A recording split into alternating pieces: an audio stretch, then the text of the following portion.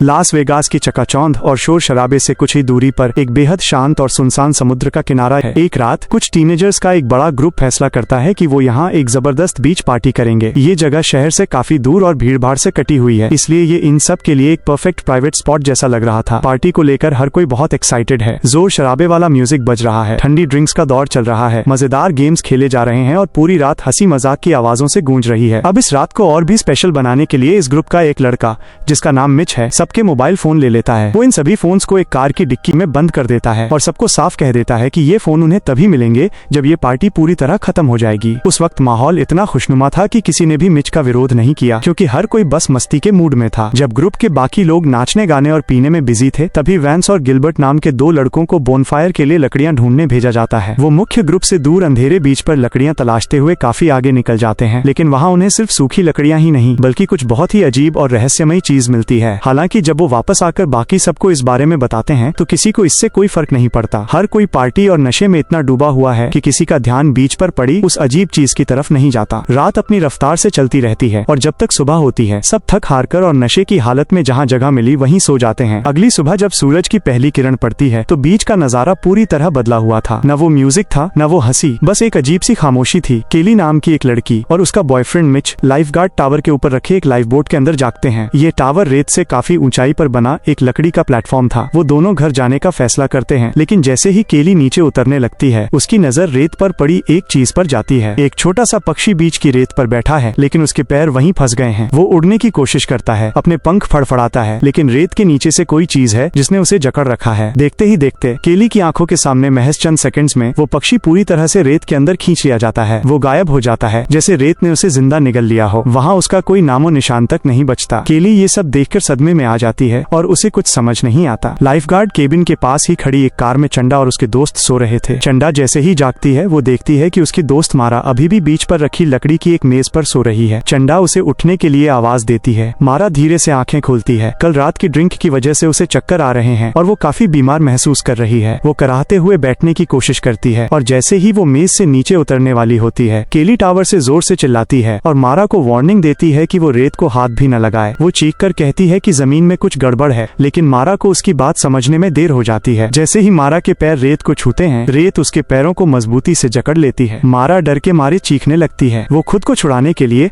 अपने हाथों से जमीन को धकेलने की कोशिश करती है, लेकिन जैसे ही उसके हाथ रेत को छूते हैं वो भी फंस जाते हैं। वो रेत उसे किसी दलदल की तरह धीरे धीरे नीचे खींचने लगती है, लेकिन ये किसी दलदल से कहीं ज्यादा तेज और खौफनाक था। मारा की चीखें और तेज हो जाती हैं। उसकी चीखें सुनकर वैंस नाम का लड़का उसे बचाने के लिए कार से बाहर कूद पड़ता है। वो खुली रेत पर मारा की तरफ भागता है, लेकिन महज 2 कदम चलते ही किसी अदृश्य ताकत के झटके से वो जमीन पर गिर पड़ता है और उसका शरीर भी रेत में फंस जाता है। अब वो दोनों ही मौत के जाल में फंस चुके हैं। बाकी सब बुरी तरह पैनिक करने लगते हैं। टावर से ये सब देख रहा मिच एक लाइफ राफ्ट उठाता है और उसे वैंस की तरफ फेंकता है ताकि वैंस उसे पकड़ ले और वो उसे खींचकर सुरक्षित जगह ले आए। लेकिन वैंस अब अपने हाथ तक नहीं हिला पा रहा था और फिर वो दिल दहला देने वाला मंजर आता है और रेत वैंस के चेहरे को किसी एसिड की तरह पिघलाने लगती है। उसकी खाल गलने लगती है। देखते ही देखते उसका चेहरा गायब हो जाता है और उसका पूरा शरीर सीधे जमीन के अंदर खींच लिया जाता है। कुछ ही पलों में मारा भी मर जाती है। वो दोनों पूरी तरह से निगल लिए गए थे। जो लोग जिंदा बचे थे वो अपनी आंखों पर यकीन नहीं कर पा रहे थे। उनके 2 दोस्त मिनटों में उनकी आंखों के सामने खत्म हो गए। अब ग्रुप में बहुत कम लोग बचे थे। केली और मिच ऊपर लाइफगार्ड टावर पर थे, जबकि चंडा, जोना और रॉनी कार के अंदर थे। तभी उन्हें पता चलता है कि गिलबर्ट नाम का लड़का अभी भी बीच पर रखे एक बड़े मेटल के ड्रम के अंदर सो रहा है। उसके सोते समय किसी ने मजाक में उसके चेहरे पर एक अजीब सी तस्वीर बना दी थी। जब गिलबर्ट जागता है तो वो बहुत गुस्से में होता है और बाहर निकलने की जिद करता है। बाकी सब उसे चिल्लाकर रुकने के लिए कहते हैं और उसे समझाते हैं कि बाहर क्या हो रहा है। जब गिलबर्ट को पता चलता है कि उसके 2 करीबी दोस्त मर चुके हैं तो वो बुरी तरह टूट जाता है और बैरल से बाहर निकलने के लिए छटपटाने और चिल्लाने लगता है। मिच उसे शांत करने के लिए एक झूठ बोलता है। वो कहता है कि कुछ ही घंटों में हाई टाइड आएगा और पानी रेत को ढक लेगा, तब गिलबर्ट आसानी से सुरक्षित बाहर निकल पाएगा। ये सुनकर गिलबर्ट थोड़ा शांत होता है। इसके बाद केली मिच को साइड में ले जाकर कहती है कि वो झूठ बोल रहा है। पानी इतना ऊपर नहीं आएगा कि उनकी मदद हो सके। मिच मानता है कि उसने ये झूठ सिर्फ इसलिए बोला ताकि गिलबर्ट पैनिक न करे और उसमें उम्मीद बनी रहे। घंटे गुजरते जाते हैं। सूरज सिर पर आ जाता है और गर्मी बर्दाश्त से बाहर होने लगती है। बीच पर फंसे सभी लोग धूप से झुलस रहे थे। केली लाइफ बोट के खानों में तलाश करती है और उसे माचिस की एक डिब्बी मिलती है। वो उसे संभाल कर रख लेती है, ये सोचकर कि ये बाद में काम आ सकती है। उसे सनस्क्रीन लोशन भी मिलता है जिसे वो कार में बैठे लोगों की तरफ फेंकती है ताकि वो खुद को जलती हुई धूप से बचा सकें। बचे हुए लोग बात करते हैं कि बाकी दोस्तों का क्या हुआ हुआ होगा जो पार्टी में आए थे। तभी केली को एक भयानक हकीकत का एहसास होता है। जो कोई भी रात को खुली रेत पर सोया था उसे जमीन के नीचे मौजूद उस चीज ने पहले ही खत्म कर दिया है। वो बाकी सभी लोग अब इस दुनिया में नहीं हैं। उनका सामान, जूते, बैग्स और कप्स अभी भी बीच पर बिखरे हुए हैं, लेकिन इंसान गायब हो चुके हैं। बीच की ओर देखते हुए केली की नजर उस विशाल अजीब चीज पर पड़ती है जिसे वैंस और गिलबर्ट ने पिछली रात ढूंढा था। वो चीज अब पूरी तरह टूट चुकी थी, बीच से फटी हुई और अंदर से खोखली थी। उसे गौर से देखते हुए केली एक डरावने नतीजे पर पहुंचती है। उसे यकीन हो जाता है कि वो चीज किसी एलियन का अंडा थी और रात के वक्त जब सब सो रहे थे वो अंडा फूट गया। उसके अंदर से जो भी निकला वो अब रेत के नीचे रह रहा है। जब गिलबर्ट ये सुनता है तो वो फिर से कांपने और चिल्लाने लगता है और अपने बैरल को पागलों की तरह हिलाने लगता है। केली उसे सख्ती से लेकिन प्यार से समझाती है कि वो जीव शायद अभी अभी पैदा हुआ है, इसलिए वो छोटा और पूरी तरह विकसित नहीं होगा। इसका मतलब है कि शायद उसमें अभी उतनी ताकत नहीं है और अगर वो शांत रहकर समझदारी से काम लें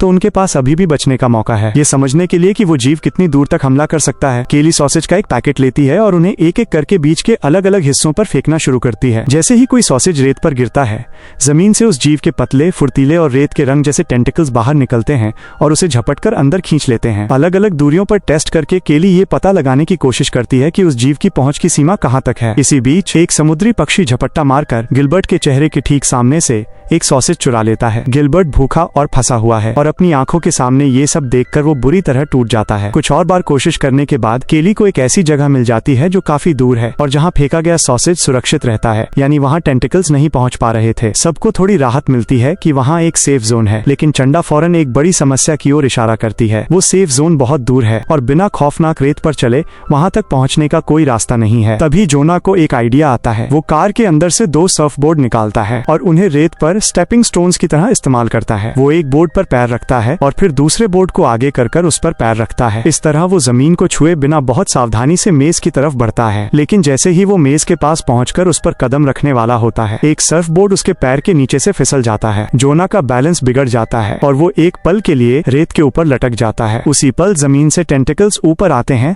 और उसके पेट को जोर से जकड़ लेते हैं। जोना दर्द के मारे चीख उठता है। एक आखिरी कोशिश करते हुए वो उछलकर मेज के किनारे को पकड़ लेता है और खुद को ऊपर खींच लेता है, लेकिन तब तक उसके पेट पर गहरे और जहरीले घाव हो चुके थे जहां उन टेंटिकल्स ने उसे पकड़ा था। जोना मेज पर लेटा दर्द से कराहने लगता है। कुछ देर बाद वो किसी तरह उठकर बैठता है और मेज पर पड़े बैग्स में उसे काफी सारा खाना मिल जाता है। खाना उठाते समय उसके हाथ से एक केला गलती से नीचे गिर जाता है। जब वो उसे उठाने के लिए नीचे झुकता है तो उसे कुछ अजीब दिखता है। टेंटिकल्स ने उस केले को फौरन नहीं पकड़ा। उस खास जगह पर जीव के हमले में थोड़ी देरी या गैप था। फिर जोना को याद आता है कि पिछली रात की आग उसी जगह जलाई गई थी। आग की वजह से वो जमीन गर्म और जली हुई थी और वो जीव उस गर्म जगह से नहीं गुजर पा रहा था। इसका मतलब था कि आग ही उस जीव की कमजोरी है। वो जीव गर्मी और आग के सामने नहीं टिक सकता। जोना की हालत बहुत बिगड़ने लगती है। उसे तेज बुखार चढ़ गया था और उसके घावों में इन्फेक्शन फैलता दिख रहा था। केली दूर से ही उसे हिम्मत देने और शांत रखने की कोशिश करती है। मोबाइल फोन कार की डिक्की में बंद है। रॉनी फैसला करती है कि वो डिक्की खोलने की कोशिश करेगी और फोन को डिक्की में से निकालेगी। वो बहुत सावधानी से कार के पिछले बम्पर पर अपना बैलेंस बनाती है ताकि जमीन पर कदम रखे बिना लॉक तक पहुंच सके। चंडा उसे सहारा देने के लिए उसके हाथ पकड़ती है। रॉनी जब भी डिक्की खोलने की कोशिश करती उसका हाथ फिसल जाता और डिक्की का भारी ढक्कन वापस बंद हो जाता। वो बार बार कोशिश करते हैं। केली टावर से एक रेस्क्यू हुक नीचे फेंकती है ताकि चंडा उसकी मदद से रॉनी को और मजबूती से पकड़ सके। इस बार रॉनी डिक्की खोलने में कामयाब हो जाती है, लेकिन ठीक उसी वक्त एक पुलिस की गाड़ी बीच के किनारे पर आकर रुकती है। ऑफिसर देखता है कि रॉनी अजीब तरीके से कार से लटकी हुई है। वो हॉर्न बजाता है और उनके करीब आता है। हॉर्न की आवाज से रॉनी हड़बड़ा जाती है और उसका बैलेंस बिगड़ जाता है। कार की डिक्की का भारी ढक्कन जोर से नीचे गिरता है और रॉनी की उंगलियां उसमें दबकर बुरी तरह कुचल जाती हैं। वो दर्द से चीख पड़ती है। पुलिस ऑफिसर अपनी कार से बाहर निकलता है और उनकी तरफ बढ़ता है। उसने चमड़े के मोटे और भारी जूते पहने हुए थे, जिसकी वजह से उसकी किस्मत अच्छी थी। जैसे ही वो चलता है, रेत से टेंटिकल्स निकलकर उसके पैरों को जकड़ने की कोशिश करते हैं, लेकिन वो जूतों को पार नहीं कर पाते और ऑफिसर बेखौफ चलता रहता है। उसे टेंटिकल्स का एहसास ही नहीं होता क्योंकि वो अभी इतने ताकतवर नहीं थे कि मोटे चमड़े को चीर सके। केली उसे जोर जोर से चिल्लाकर रुकने को कहती है और वार्निंग देती है कि वो खुली रेत पर कदम न रखे और नीचे छिपे जीव के बारे में बताती है। गिलबर्ट भी अपने बैरल के अंदर से चिल्लाता है कि ऑफिसर फौरन नेशनल गार्ड को बुलाए क्योंकि ये पूरी दुनिया के लिए खतरा है। ऑफिसर इन सबको पागलों की तरह चिल्लाते हुए देखता है और समझता है कि ये सब शायद नशे में हैं। वो उनकी एक भी बात पर यकीन नहीं करता। वो शांति से पूरे बीच पर घूमता है और सबको चेक करता है। वो जोना को देखता है जिसके घाव सड़ रहे थे और जिसे तेज बुखार था। वो रॉनी के खून से लथपथ हाथ को देखता है। वो गिलबर्ट को बैरल से बाहर निकालने की कोशिश करता है, लेकिन गिलबर्ट काफी भारी है और ऑफिसर अकेला उसे नहीं निकाल पाता। आखिर में वो केली और मिच को टावर से नीचे आने को कहता है ताकि वो उनसे पूछताछ कर सके। केली गिड़गिड़ा चिढ़ाते हुए उसे सब कुछ समझाती है, उस जीव के बारे में, मौतों के बारे में और टेंटिकल्स के बारे में। लेकिन ऑफिसर बस अपना सिर हिला देता है और यकीन करने से मना कर देता है। वो उन्हें डराने के लिए अपना पेपर स्प्रे निकालता है, लेकिन तभी वो स्प्रे उसके हाथ से फिसलकर रेत पर गिर जाता है। जैसे ही वो उसे उठाने के लिए नीचे झुकता है और उसका हाथ रेत को छूता है, टेंटेकल्स उसे जकड़ लेते हैं। वो उसकी कलाई और फिर पूरे हाथ को लपेटकर नीचे खींचने लगते हैं। ऑफिसर हार नहीं मानता, वो दूसरे हाथ से स्प्रे उठाता है और सीधे रेत पर छिड़क देता है। केमिकल्स की वजह से उस जीव को जलन महसूस होती है और उसकी पकड़ थोड़ी ढीली होती जाती है, लेकिन तब तक बहुत देर हो चुकी थी। ऑफिसर का हाथ कोहनी के नीचे से पूरी तरह खत्म हो चुका था। वो चीखते हुए अपने कटे हुए हाथ को देखकर सदमे में चला जाता है। खून हर तरफ फैल रहा था। ऊपर से ये सब देख रही केली को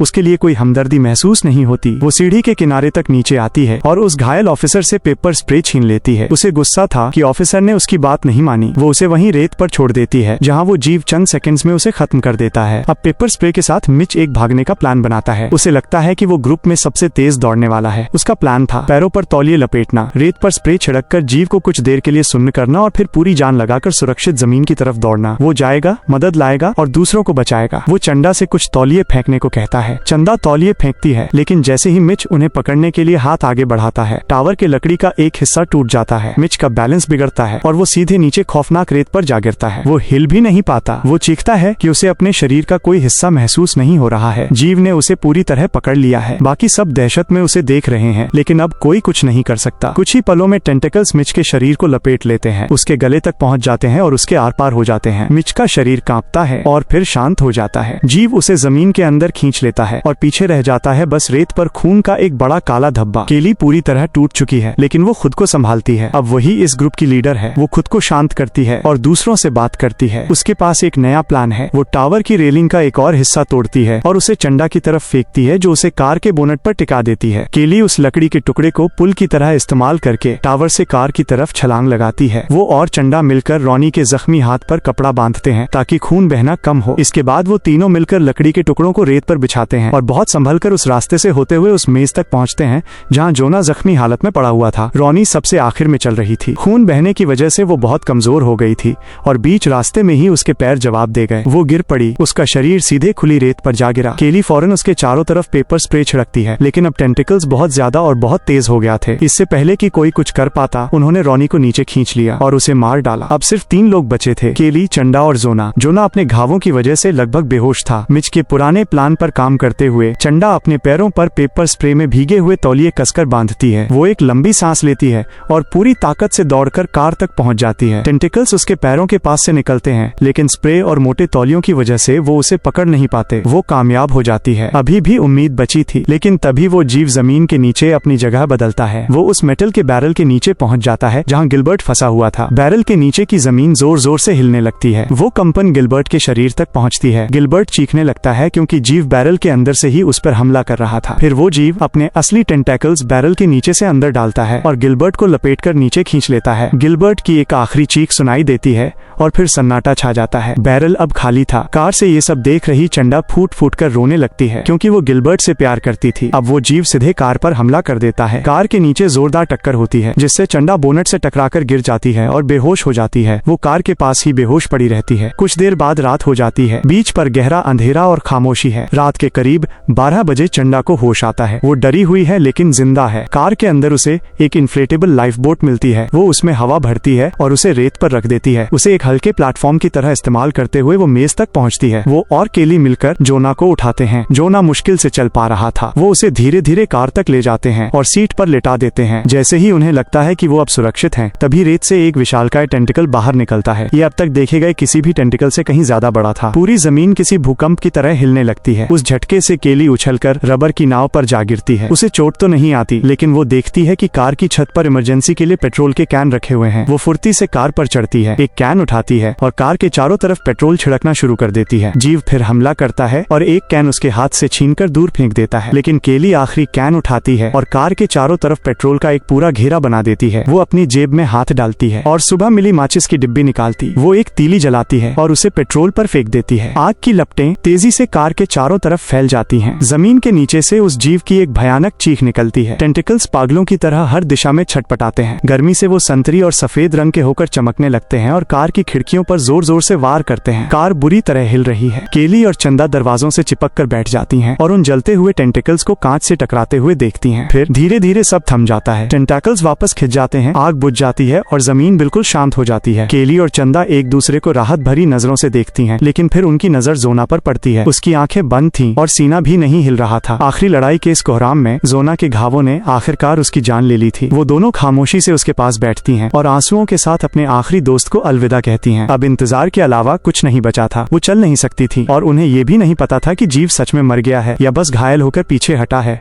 वो कार में ही एक दूसरे को पकड़कर बैठ जाती हैं और थकान की वजह से उन्हें नींद आ जाती है। अगली सुबह जब सूरज की रोशनी फिर से बीच पर फैलती है तो एक अकेला सर्फर अपनी साइकिल लेकर वहाँ से गुजरता है। उसे वो कार दिखती है और अंदर दो लड़कियां बेहोश पड़ी नजर आती हैं। वो बेखौफ होकर रेत पर चलता है और कार का शीशा खटखटाता है। केली और चंदा झटके से जागती हैं। वो उस सर्फर को खुली रेत पर खड़ा देखकर दंग रह जाती हैं। उसे कुछ नहीं हो रहा था। इसका मतलब था कि वो जीव सच में मर चुका है। बीच अब सुरक्षित था। वो बहुत सावधानी से कार का दरवाजा खोलती हैं और अपने पैर रेत पर रखती हैं। उसे कुछ नहीं होता। वो जमीन अब फिर से मामूली रेत बन चुकी थी। वो पूरी तरह बाहर निकलती हैं और अपने पैरों के नीचे उस ठोस जमीन को महसूस करती हैं। उन्हें यकीन ही नहीं हो रहा था कि वो जिंदा हैं। वो जोना की बॉडी को कार में ही छोड़ देती हैं क्योंकि उनमें उसे उठाने की ताकत नहीं बची थी। दोनों लड़कियां एक दूसरे का हाथ थामकर उस बीच से दूर चली जाती हैं, लेकिन उन यादों के साथ जो उम्र भर उनका पीछा नहीं छोड़ेंगी। उनके पीछे वो विशाल गड्ढा उस खूबसूरत और शांत बीच पर हुई उस खौफनाक तबाही की गवाही दे रहा था।